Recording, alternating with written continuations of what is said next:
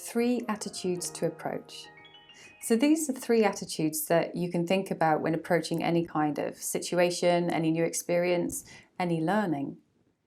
So we got a negative approach. This is going to be rubbish. This ain't going to work. Got a positive approach. This is going to be amazing. I can't wait. And then we've got a curious approach. So how can I make this work for me? When you think about the negative approach, if somebody comes along or goes towards something and is like, well, this isn't going to work, this is going to be rubbish.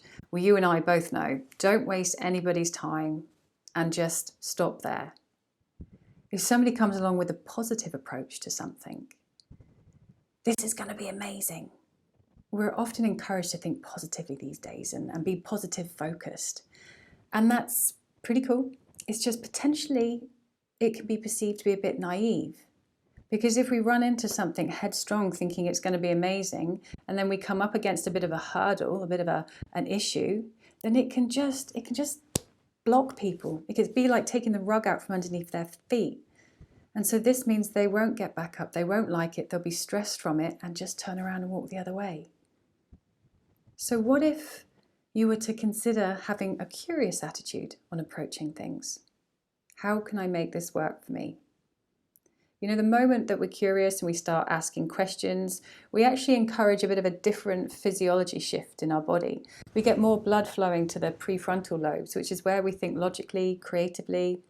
We can bring in information from all of our senses and make better decisions based on future focusing, perhaps based on goals or things we want.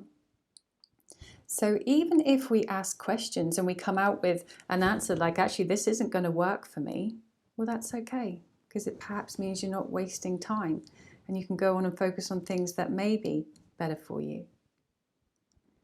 And when we think about negative mindsets, well, what if just being curious about how you're doing the negative mindset? Because so often people want to jump from a negative to positive, and it can be quite a leap, and sometimes it's not that easy for some people. Or sometimes, you normally find it easy, but you just might be a bit stuck. So what if you just considered being curious for a little while? And even if it's that you just want to be curious about how you're doing the negative mindset.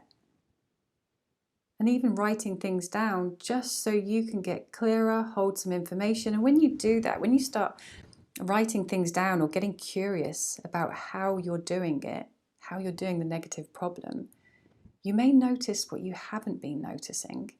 And it also interrupts that spiral, that chain of events that's happening in your mind because you're taking yourself out and writing things down. So what if instead of trying to push yourself and force yourself to a positive attitude, you allow it just to come naturally instead, just by becoming a little bit more curious?